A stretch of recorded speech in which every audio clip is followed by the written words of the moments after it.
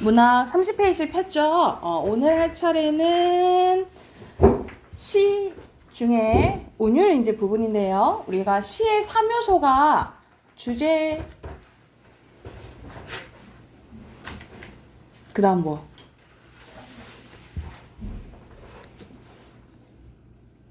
운율, 그 다음? 우리가 시를 읽고 떠올려지는 이미지를 뭐라 해요? 심상, 그렇지. 자, 시의 3요소 뭐라고? 주제, 운율, 심상이야. 그 중에 오늘 이제 운율을 할 건데요. 앞부분에 조금 시의 특징에 대해서 나와 있네요. 자, 시의 특징은 첫 번째, 음악성입니다. 시는 말에서 가락과 리듬이 느껴지는데 고로 뭐와 관련된 거? 운율과 관련된 거 얘기하는 거죠. 그리고 두 번째는 회화성인데 시를 읽을 때 어떤 상황인지 떠올려지는 거지. 마음속의 그림처럼 어떠한 감각적인 장면이 떠오른다라고 보시면 돼요. 그래서 이런 감각과 관련된 거는 방금 말했던 심상이라고 보시면 돼요. 같은 말로 이미지예요. 그리고 시어의 특징인데 함축성이에요. 함축성은 시는 겉으로 보이는 뜻 외에도 더 많은 의미를 갖고 있는데 말 그대로 단어 안에 많은 의미가 담겨져 있으면 함축성이라고 생각하시면 될 것 같아요. 그래서 시의 특징은 자, 여기 나왔던 음악성, 회화성, 함축성 이렇게 보시면 될 것 같고요. 자, 그 중에 우리 운율 할게요. 운율은 시를 읽을 때 느껴지는 말의 리듬이라고 보시면 되는데 운율의 종류에는 크게 두 가지가 있어요. 외형률과 내재율입니다. 뭐라고? 외형률과 내재율 이렇게 크게 두 가지로 이제 나뉘어지는데요. 먼저 외형률부터 봐볼게. 외형률은 일정한 형식으로 인해 겉으로 드러나는 규칙적인 운율을 얘기를 합니다. 그래서 주로 우리 고전 시가들 있죠? 옛날 시가들. 그래서 시조, 한시 등 정형시에서 나타나요. 정형시는 말 그대로 뭐가 정해져 있다? 형식, 그렇지. 형식이 정해져 있다. 그래서 자, 외형률은 무엇을 통해서 드러나냐면요. 세 가지거든요. 여기서는 음수율, 음보율 하나 더 쓸게요, 여러분. 음위율 쓸게요. 음위율. 먼저 음수율은요. 자, 글자 수 생각하시면 돼요. 글자 수가 일정하게 반복되어 생기는 운율입니다. 그래서 밑에 예시 보면 나보기가 역겨워 7글자, 갔을 때는 5글자. 이런 식으로 7, 5조도 있고요. 시조 같은 경우에는 3글자, 4글자 또는 4글자, 4글자가 반복이 되거든요. 그래서 이걸 이제 3, 4조 또는 4, 4조라고 하는데 그래서 이렇게 글자 수가 반복돼서 느껴지는 운율을 뭐라 한다고? 술이라고 한다라고 보시면 되고요. 자, 여러분 음보가 나오는데 음보는 우리가 호흡 단위라고 생각하시면 되거든요. 꼭 띄어쓰기는 아니고 호흡 단위라고 생각하시면 되는데 한 번에 말할 수 있는 단위를 음보라고 하는데 이 음보가 반복돼서 또 느껴지는 운율을 음보율이라고 해요. 그래서 여기서 봐봐. 나보기가 역겨워 가실 때는 일단은 삼음보예요. 그래서 대표적인 게 삼음보, 시조는 사음보입니다. 그래서 보통 삼음보와 사음보가 있다라고 생각하시면 될 것 같고요. 자, 세 번째는 위율 나와 있죠. 그쵸? 위는 위치 생각하시면 되거든요. 그래서 일정한, 옆에다 써놓자. 일정한 위치에서 뭐라고 해야 할까? 글자가 반복되어 생기는 운율을 음이율이라고 하는데 자, 여기서는 위치잖아요. 그래서 이 세 가지 경우가 있어요. 첫 번째 글자가 반복되는 경우가 있고 가운데가 반복되는 경우가 있고 끝글자가 반복되는 경우가 있거든요. 그래서 말 그대로 첫 번째 글자가 반복되면 두운이라고 하고요. 가운데가 반복되면 요운이라고 하고요. 끝이 반복되면 가군이라고 합니다. 그래서 끝글자가 보통 반복되는 경우가 많거든요. 그래서 가군을 좀 기억해 두세요. 여러분 우리가 랩할 때 라인 맞춘다 하잖아요. 그치? 그래서 뭐뭐 했어, 그랬어 이렇게 끝나는 것처럼 끝글자가 반복돼서 느껴지는 운율을 뭐라고 한다고? 가군, 그중에 가군이 반복되기 때문에 음이율이라고 생각하시면 돼요. 그래서 다시 한번 음수율과 음보율과 음이율을 통해서 느껴질 운율을 외형률이라고 보시면 돼요. 뭐라고? 외형률이라고. 자, 내재율입니다. 여러분 내재율은 겉으로 드러나지 않고 자유롭게 은근하게 느껴지는 운율을 내재율이라고 해요. 그래서 주로 자유시나 산문시 등 일정한 형식이 없는 대부분 현대시, 요즘 시들 있잖아요. 요즘 시들은 거의 다 내재율이라고 보시면 돼요. 그래서 여러 가지 반복을 통해서 우리 운율은 반복을 통해서 드러나니까 반복을 통해서 일어나는데요. 밑에 보면은 단어 시어나 시구가 반복이 될 수도 있고요. 두 번째, 비슷한 문장 구조가 반복될 수 있어요. 뭐뭇을 건너서 뭐뭇으로, 뭐뭇을 건너서 뭐뭇으로 이렇게 반복되잖아요. 그치? 이런 식으로 비슷한 문장 구조가 반복돼서 느껴지는 이렇게 비슷한 문장 구조가 반복되면 표현 방법으로는 무슨 법이랄까요? 무슨 법? 여러분이 알아. 무슨 법? 대구법. 그래서 비슷한 문장 구조가 반복되면 표현 방법으로는 대구법이라고 한다고요. 그리고 여러분 음성 상징어가 반복이 돼도 음성 상징어가 나와도 운율이 형성되거든요. 우리 음성 상징어에는 두 가지가 있죠.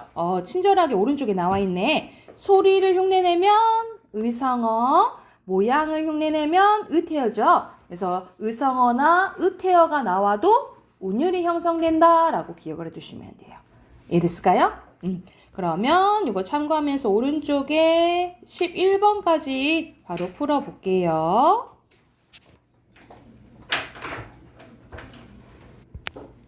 자, 같이 볼까요? 여기서는 어두우랴, 있으랴 하면서 비슷한 문장 구조가 반복된다라고 봤네요. 그렇죠? 그럼 당연히 운율 형성되는 거죠.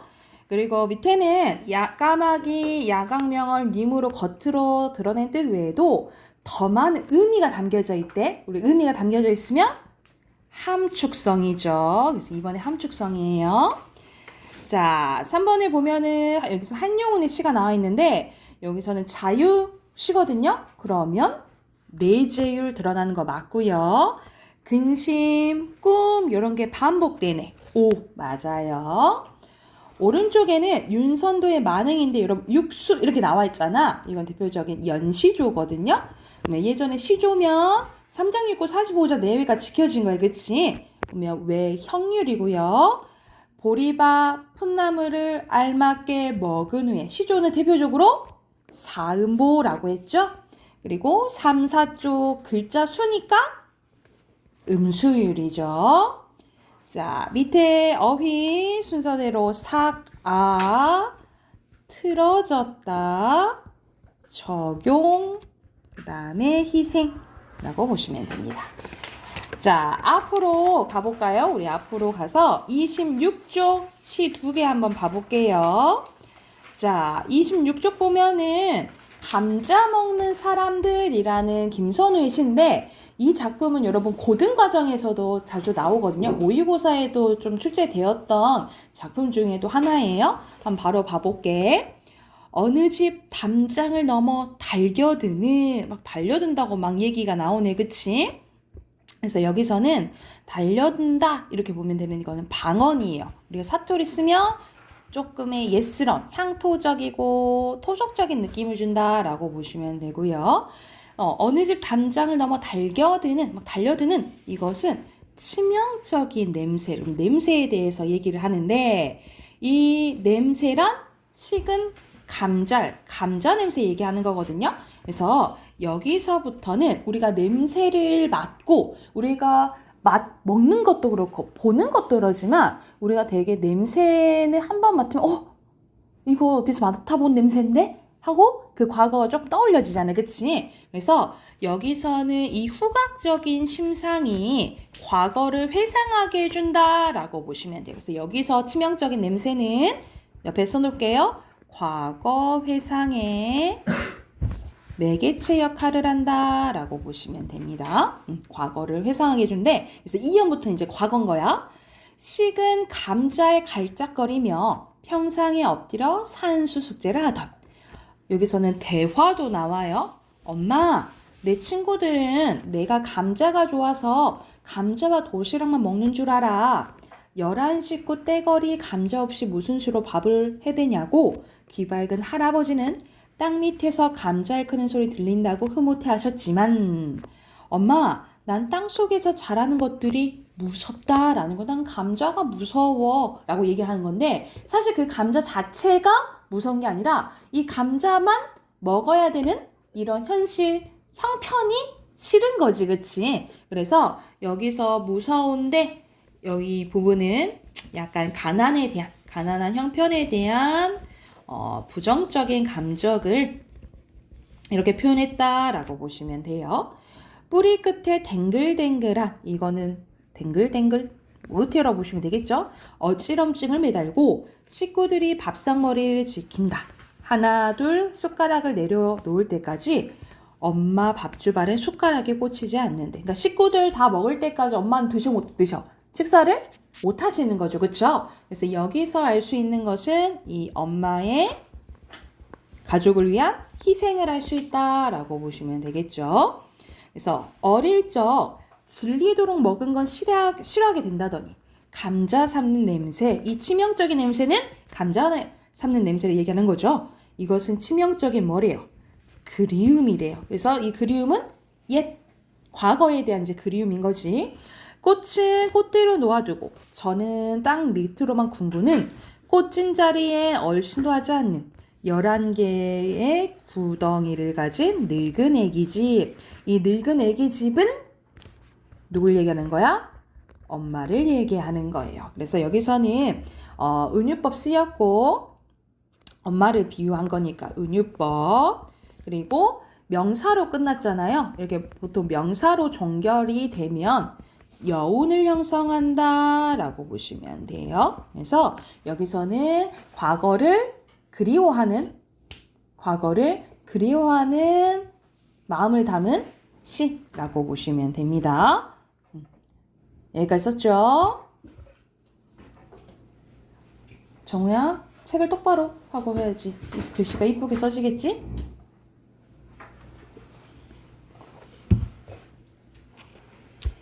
자, 위로 넘겨서 화자는 여기서 나라고 나오잖아요. 그쵸? 나고요. 중심 대상은 감자 삶는 냄새랑 엄마에 대해서 얘기했다라고 보시면 되고요. 주제 쓸게요. 주제는 희생적인 삶을 살았던 어머니에 대한 그리움입니다. 주제 쓰시고 옆에 27쪽 네 문제 바로 풀어보세요.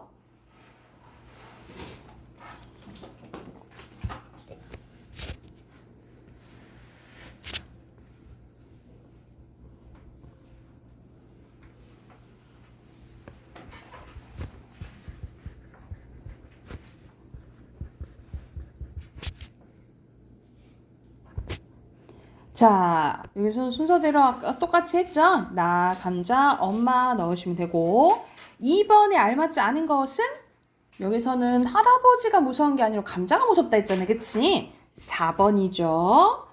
3번에 알맞은 것은 바로 딱 나왔네. 엄마에 대한 그리움이잖아요. 1번이고요. 그리고 4번에는 3어절이니까 감자 삶는 냄새 이렇게 쓰시면 돼요. 됐을까요? 자, 두 번째 시 가볼게요. 넘기면 28쪽에 복효근의 버팀목에 대해서 나오거든요. 우리가 버팀목은 지지해주는 나무를 얘기를 하는데 바로 한번 봐볼게. 태풍에 쓰러진 나무를 고쳐 심고, 우리가 태풍을 힘들게 하는 거니까 우리가 인생에 비유하면 우리가 시련과 고난에 뭐 힘들어할 수도 있잖아요. 그치? 근데 이렇게 쓰러진 나무를 다시 심고 강목에 버팀목을 세웠대요. 이걸 지지해주는 거를 넣어준 거야.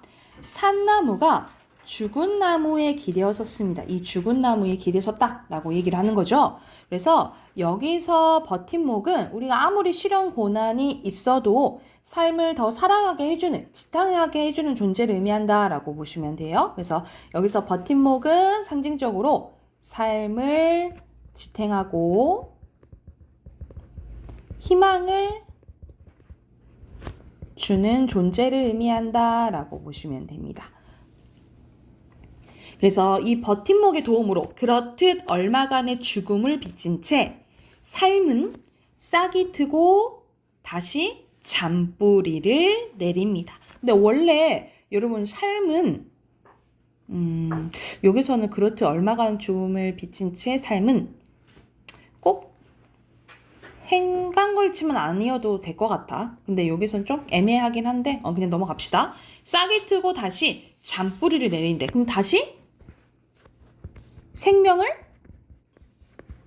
회복한 거죠. 거의 죽을 뻔한 게 버팀목의 도움으로 지금 생명을 회복한 거야. 꽃을 피우고 꽃잎 몇 개 뿌려주기도 하지만 버팀목은 익고 사가 없어져 버린대. 그래서 꽃을 피우고 이 버팀목에게 뭔가 주긴 해. 그런데 이미 버팀목은 죽은 나무잖아. 그치? 그래서 얘는 사가 없어져 버렸대. 그럼에도 불구하고 이 버팀목으로 다시 살아난 이 나무는 큰 바람이 불어와도 눕지 않는데. 그러니까는 더욱더 전보다 어째진 거야? 강해진 거죠. 그쵸? 전보다 강해진 거야. 이제는 사라진 것이 이 나무를 버티고 있기 때문입니다. 사라진 것은 뭘 얘기하는 거예요? 버팀목의 힘 얘기하는 거죠. 그쵸? 내가 시적 화자 직접적으로 나타나 있네요. 내가 허위허위 길을 가다가 허위허위의 길을 가는 모양이라 생각하면 돼. 모습이라 생각하면 돼. 그럼 무슨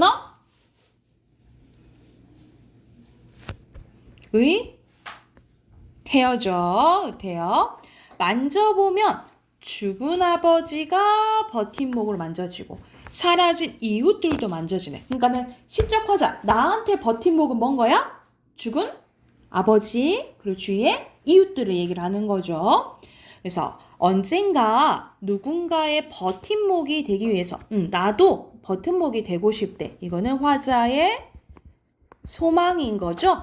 나는 싹 틔우고 꽃 피우며 살아가는지도 모릅니다. 그래서 싹 틔우고 꽃 핀다, 꽃 피우며 그러니까 남들에게 뭔가 영향을 주면서 우리가 사는 게 아닐까라고 생각하는 시라고 보시면 돼요. 그래서 우리는 혼자 살 수 없잖아. 그치? 다들 이제 영향을 주면서 살 수밖에 없잖아요. 그래서 다른 사람들을 위해서 조금 배려하고 말 그대로 힘을 주고 서로 잘 살아가자. 요런 이제 내용을 담은 시라고 보시면 돼요. 시적 화자 나고요. 중심 대상은 당연히 뭐겠니? 버팀목이겠죠. 그쵸? 밑에 주제 쓸게요. 주제는 다른 사람을 위해 희생하는 삶의 아름다움과 가치입니다. 또 오른쪽에 네 문제 나와 있네요. 또 바로 풀어볼게요.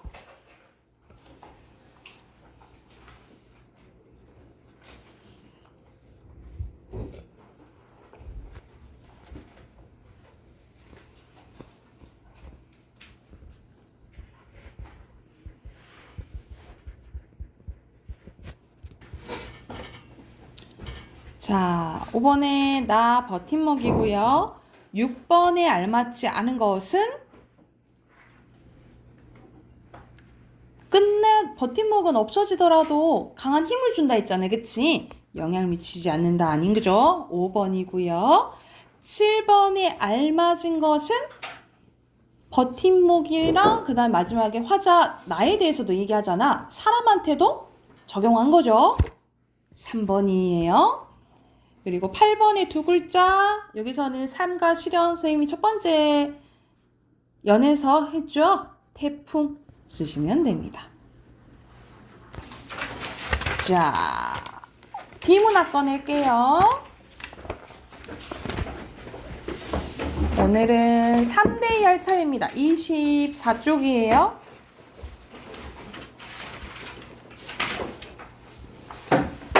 자, 24쪽부터 오늘은 바로 여러분 먼저 문제 풀어볼게요. 28쪽까지 푸는데 항상 중심 문장이랑 핵심어 찾는 거 알죠? 그래서 문단 표시하시고 한번 찾아보세요.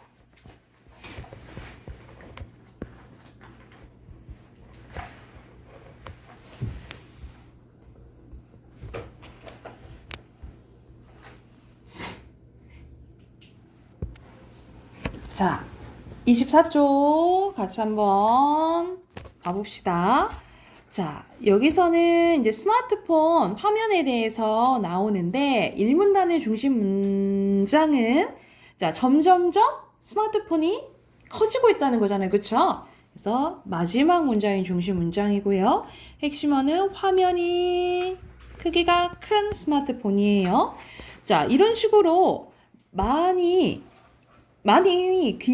기업이 더 큰 화면을 가진 스마트폰을 출시하는 이유는 무엇일까? 이유가 지금 이제 나열되거든요. 첫 번째는 더 많은 것을 담을 수 있기 때문이에요. 그래서 여기서 핵심어 더 많은 거. 그리고 두 번째 이유는 3문단에 몰입감의 차이 때문에 큰 화면의 스마트폰을 출시하기도 합니다. 그래서 여러분 똑같이 영상 봐도 큰 게 더 눈에 잘 들어오잖아요. 그치? 그래서 선생님도 화면이 큰 걸 좋아하거든요. 이런 식으로 몰입감 차이 때문에도 큰 걸 이제 선호한다라는 거지. 그러나 근데 여러분 상반된 게 이제 나오는 거죠. 말 그대로 다 좋아하는 것은 아니라는 거야. 왜? 특히 손이 작은 사람한테는 이게 너무 커서 배려를 하지 않는 거라고 이제 본다라는 거죠. 그래서 여기서 중심 문장은 첫 번째 문장으로 볼게요. 다 환영하는 것은 아니다. 특히 누가? 손이 작은 사람들이. 또한 기술적인 측면에서 화면이 커지면서 스마트폰 배터리 소모량이 많아져 배터리가 전력을 유지하는 시간이 짧아졌다라는 것도 비판의 대상이래요. 그래서 여기서는 배터리와 관련된 이제 내용인 거죠. 그래서 핵심어는 배터리가 전력을 유지하는 시간으로 볼게요. 그러면 앞으로 화면의 크기는 어떻게 달라질까? 화면이 더욱 커질지 작아질지는 누구한테 달려있다? 소비자들한테 달려있다라는 내용이네요. 그래서 핵심어는 선호로 볼게요. 그래서 여기서는 스마트폰이 점점 화면이 커지는 이유에 대해서 나와 있다라고 보시면 됩니다. 1번의 빈칸 스마트폰이고요. 2번은 수별 같이 했죠, 그쵸? 몇 번이에요? 2번이죠? 그리고 3번의 적절한 것은 여기서는 화면이 커진 이유도 나와 있지만 다 큰 거를 원하는 건 또 아니라 했죠, 그쵸? 그래서 적절한 것은 장단점 다 있는 거지. 3번이고요. 4번에 알맞지 않은 것은 여기서 알 수 없는 거.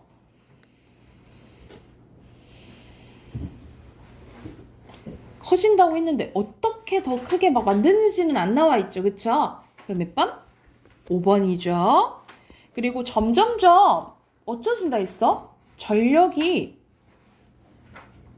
유지하는 시간이 점점점 짧아진다 했죠. 그쵸? 그럼 몇 번이야? 5번. 5번이죠? 두 번째 거 가볼게. 자, 홍영식이 왜 우체국을 세웠을까라는 이제 내용이네요. 자, 우리나라의 최초의 우체국에 대해서 나오네요. 우리나라 최초로 세워진 근대적 개념의 우체국은 1884년 음력 10월 1일에 공식 개국한 우정총국이래요. 그래서 여기서 핵심어는 우정총국이고요. 자, 이걸 누가 이제 세우자 했냐? 홍영식인데 홍영식이 왜 세우자고 했을까? 이 문단으로 갈게요. 홍영식이 근대 우편 제도를 접한 것은 1881년 일본을 방문했을 때인데요. 고종은 당시 들어오는 잠시만요.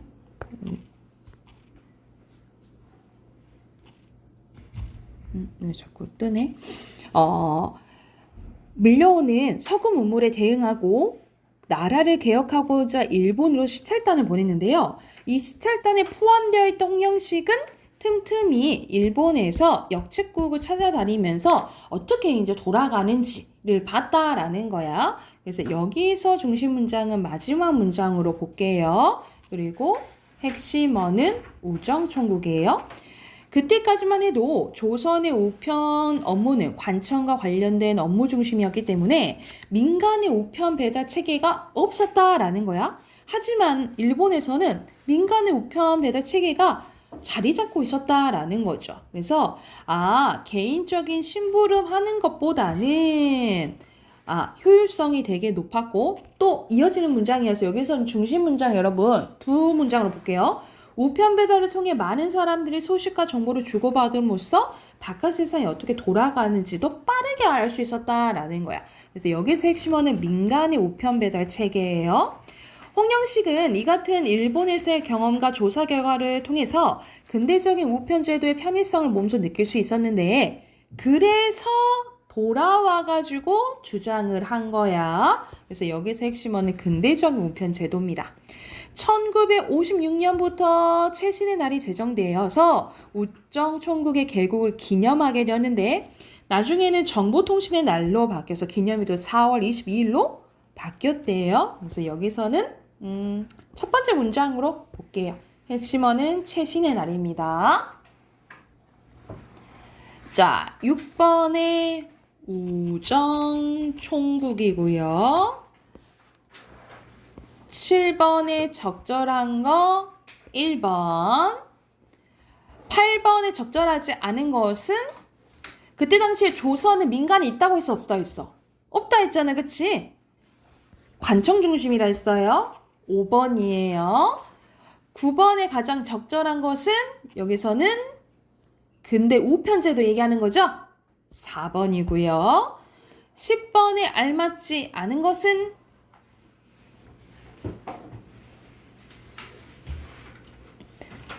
개인 심부름보다 더 민간이 더 빠르다 했잖아요. 그쵸? 3번이죠. 자, 뒤로 넘겨서 어휘 봐볼게요. 순서대로 디귿, 기역, 니은, 리을이고요. 5번에 2번, 6번에 1번, 7번에 1번, 8번에 2번, 9번에 계곡, 10번에 문물, 11번에 서고, 12번에 장차, 13번에 1번, 14번에 2번, 15번에 3번입니다. 자, 우리 마지막에 문법책 꺼내봐야겠죠? 우리 12, 13쪽 채점해야 되거든요. 12쪽 펼게요.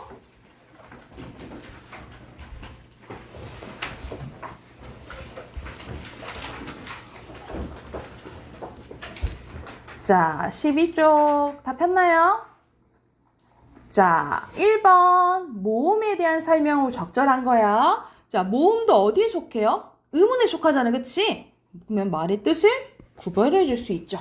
1번에 1번입니다. 자, 2번에 입술 모양이나 혀의 위치가 달라지지 않는 단모음이래. 우리 단모음 외웠죠, 여러분? 이제 표 그리면서 문제 풀면 되는 거야. 이에, 위에, 으어와, 우오 이렇게 외우라 했잖아요. 그쵸? 단모음 아닌 거? 3번. 아니다. 해당하는 거 옳은구나. 5번이죠. 1번이 몇 번이에요? 1번에 1번이요. 3번에 최고점이 앞쪽에 놓이는 것은 전설모음 얘기하는 거잖아. 그치? 전설모음만 묶으면 2번이죠? 자, 여기서는 이의 의어와 위외 우오 이렇게 나뉘어졌네. 얘가 평순, 얘가 원수모음이잖아요. 그쵸? 그러면 분류 기준은 입술 모양입니다. 입술 모양이 동그라미인지 아닌지인 거예요. 자, 여기서 후설이면서 원순인 거는 우오잖아. 그치? 해당하는 거 2번이죠. 자, 이위으우 공통점 뭐야? 고모음이네요. 그쵸? 그럼 혀가 높은 거지? 1번이고요. 자, 7번 갈게요. 혀의 높이가 다른 거. 왜? 이거는 왜? 어디에 해당돼요? 왜? 중모음이죠. 그쵸? 아는 저모음이잖아. 5번이죠. 자, 8번에 선생님이 이거 얘기했지? 어이자 에와 아이자 에의 차이는 혀의 높이라 했잖아. 그치? 그래서 혀가 더 낮아져야겠죠. 그쵸? 그래서 어떻게 쓰면 되냐면 내를 발음할 때보다 입을 더 크게 벌리고 혀의 위치를 낮춰야 해. 또는 혀를 더 낮춰야 해. 이렇게 쓰면 되겠죠. 이 I자 L을 발음할 때는 입을 더 크게 벌리고 혀를 더 낮춰야 돼. 이렇게 쓰시면 돼요. 됐나요? 자, 9번에 위네요. 위는 전설모 4번이고요. 자, 이렇게 공통점이 나올 거예요. 중간 중모음이면서 오물이네. 원순이면서 왜 너무 잘 보이죠? 왜라고 하네. 4번이죠. 그리고 11번에 이중모음이 없는 거 골라라 이 말이지. 그치? 와 있네요. 왜 있고 의 있고 여 있고 5번이네요. 자, 12번 가볼게요. 오물인데 그러면 원순이잖아. 우리 원순에는 뭐 있어? 위외 우오 있죠. 그쵸? 오물이니까. 근데 달라지는 거는 이중모음 얘기하는 거거든요. 그러면 아니고 맞죠? 그쵸? 근데 뒤에 이중모음이네. 맞고 아니고. 답 4번입니다. 됐나요? 자, 몇 번? 11번. 5번이요. 됐나요? 자, 오늘 자음 해볼게요, 여러분. 뒤로 넘겨볼게요. 자, 자음, 우리가 모음은 발음할 때 방해를 받는다고, 안 받는다고? 벌써 까먹었어? 안 돼. 발음할 때 받아요. 안 받아요. 그치? 근데 자음은 받아요. 자음은 받아요. 그래서 자, 자음입니다. 자음은 발음할 때 공개 흐름이 막히거나 통로가 좁아지는 등의 장애를 받으면서 나는 소리라고 보시면 돼요. 그래서 장애음이라고도 하거든요. 자, 우리가 모음이 21개라면 자음은 총 19개입니다. 몇 개? 19개인데 이 19개를 오늘 이제 외워볼 거예요.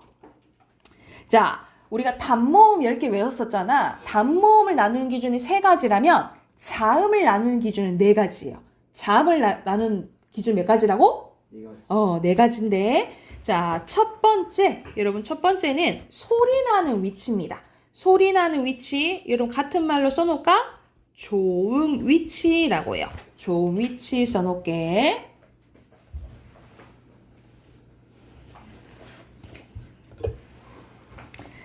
자, 조음 위치에 따라서 총 5가지로 이제 나뉘어지는데요. 자, 순서대로 입술, 잇몸, 센 입천장, 여린 입천장, 목청이에요. 자, 먼저 입술 소리 봐볼게. 여기 오른쪽에 보면은 우리 발음기가 단면 나와 있거든요. 자, 우리가 가장 맨 처음에 있는 게 입술이야. 우리 애기들이 태어났을 막 맘맘맘 이런 거 먼저 하잖아요. 그치? 그래서 입술 소리가 먼저 생각하시면 돼요. 입술 소리는 4개거든요. 4개 뭐가 있냐면 미음, 마, 비읍 계열이에요. 그러면 쌍비읍과 피읍 이렇게 생각하시면 되겠죠. 이렇게 미음, 비읍 계열이 입술 소리 총 4개고요. 우리가 여러분 나를 바라보면 나는 혀 끝이랑 윗잇몸이 닿거든요. 그래서 니게 잇몸 소리예요. 잇몸 소리가 총 7개인데 가장 많아. 근데 모양 비슷한 것들 생각하시면 돼요. 니은, 디귿 계열, 그 다음에 리을에다가 플러스로 시옷 계열 생각하시면 돼요. 그럼 총 7개예요. 니은, 디귿, 시옷 계열이 잇몸 소리고요. 여러분 혓바닥으로 입천장을 만져봐. 입천장 딱딱하죠? 그치? 이 딱딱한 부분이 센 입천장 소리거든요. 센 입천장 소리는 3가지밖에 없어. 지읒 계열이야. 지읒, 치읒, 쌍지읒. 이렇게 3가지가 센 입천장 소리고 여러분 뒤로 가보면 말랑말랑한 데가 있거든요. 이 말랑말랑한 데가 여린 입천장 소리야. 여린 입천장 소리는 4가지가 있어요. 기역 계열과 이응 생각하시면 돼요. 기역 계열과 이응 이렇게 생각하시면 되고요. 마지막 목청에는 한 가지 히읗입니다. 그래서 순서도 이렇게 생각하면 돼. 입술, 잇몸, 센 입천장, 여린 입천장, 목청 이렇게 5가지로 나뉘어져요. 자, 여러분 표로 보면 입술 소리, 잇몸 소리, 센 입천장, 여린 입천장, 목청 있죠? 그래서 요거를 기준으로 외우시라고요. 4개, 7개, 3개, 4개, 하나야. 그리고 여러분 한자음도 있거든요. 한자음도 써놓자. 입술 소리에다 양수음 써놓으세요. 입술 소리 양수음, 잇몸 소리는 치조음, 센 입천장 소리는 경구개음, 여린 입천장 소리는 연구개음, 목청 소리는 후. 한자로도 써놓으세요.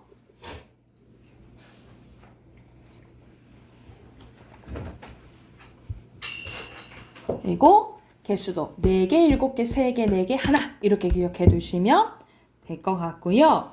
자, 2번째 가볼게요. 2번째는 소리 내는 방법입니다. 같은 말로는 조음 방법이라고 생각하시면 돼요. 조음 방법이에요. 자, 이거는 밑으로 한번 가볼게. 소리 내는 방법으로도 여러분 5가지로 나뉘어지거든요. 5가지로 나뉘어지는데 첫 번째 파열음 봐볼게. 여러분 파열은 어디 한 곳을 막았다가 터트린 소리라고 보시면 돼요. 우리 어디 발음 기간 어딘가 막았다가 터트린 소리를 파열음이라고 하는데 여기서는 그드브, 기역, 디귿, 비읍 계열 생각하시면 돼요. 그러면 키읔, 티읕, 피읍도 쌍기역, 쌍디귿, 쌍비읍도 기역 파열음이겠죠. 그쵸? 그래서 그드브, 파열음은 그드브 이렇게 생각을 하시면 되고요.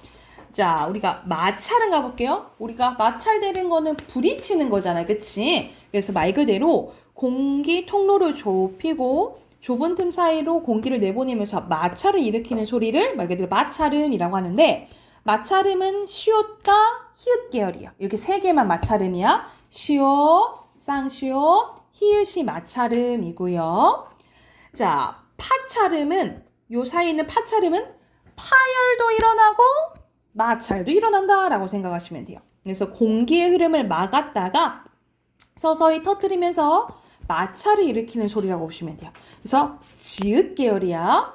여러분, 요 지읒이 선생님 보통 왕따라고 하거든요. 왜냐면 지들만, 요놈들만 방금 파찰음이고 요놈들만 아까 소리 나는 위치에서는 뭐였죠? 센 입천장 소리예요. 얘네들만 센 입천장 소리고 얘네들만 파찰음 이렇게 외우시면 돼요. 이해됐을까요?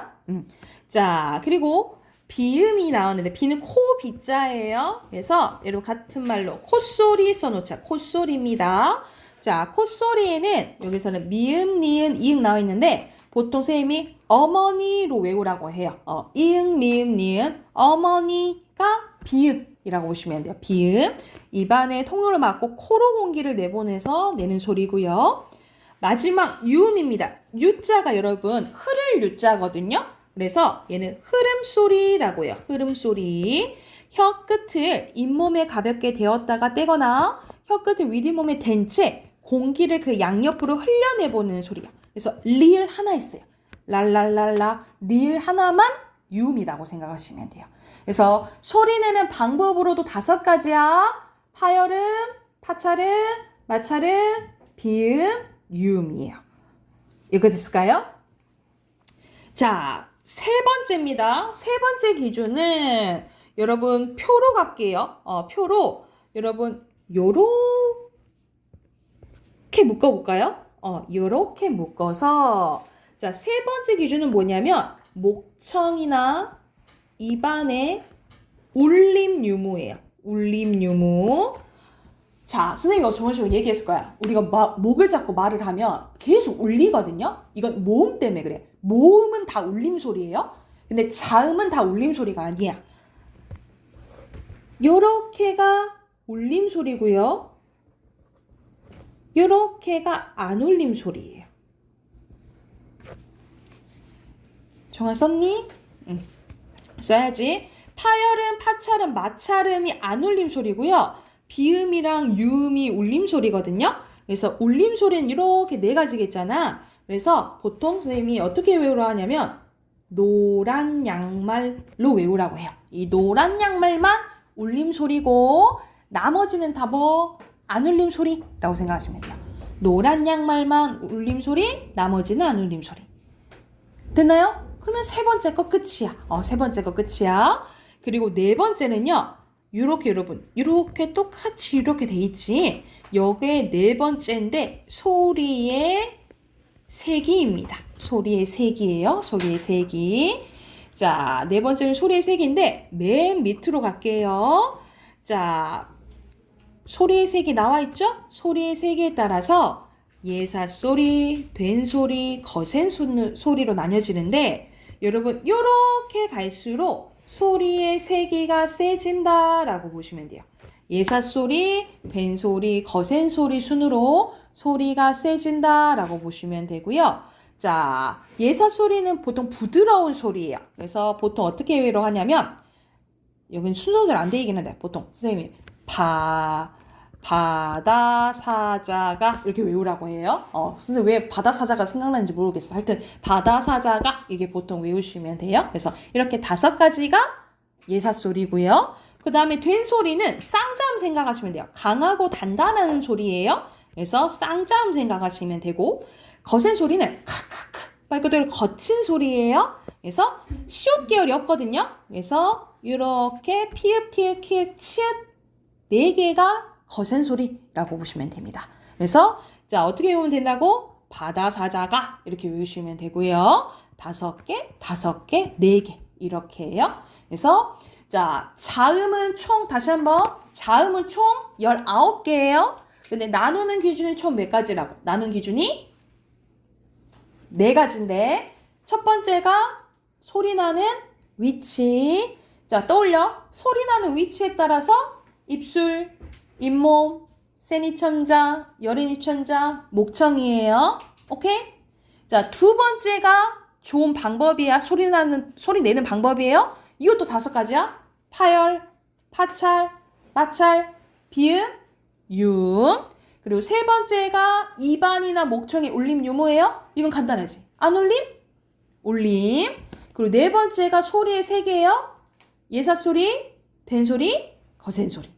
이해됐어요? 그래서 자 선생님이 모음을 물어봤던 것처럼 나중에 여러분이 이제 이 표가 머릿속에 있으면 자 안 보면서도 할 수 있는 거지. 키읔이 무슨 소리니? 하면은 키읔은 여린 입천장 소리면서 안 울림 소리면서 파열음이면서 거센 소리. 이렇게 나와야 된다 이 말이야. 이랬어요. 그래서 이게 머릿속에 있어야 해. 그래서 여러분 우리 다음 주 토요일이잖아요. 다음 주 토요일에는 선생님이 앞에 있는 단모음표 있죠. 단모음표랑 요 자음표 시험 볼 거예요. 그래서 단모음표랑 자음표 외워오시면 되고요. 그리고 요 자음이랑 모음 부분으로 여러분 월말평가도 볼 거야. 월말평가는 다음 주 너무 빠른 것 같고 선생님 다다음 31일 날 볼게요. 31일 날 이제 월말평가 볼 거고 우선은 다음 주 토요일에는 요 두 개 표 시험 본다고 하셨죠? 자, 우선 우리 15쪽부터 문제 풀게요. 우선 17쪽까지 풀게요. 15쪽부터 17쪽까지 문제 풀어봅시다.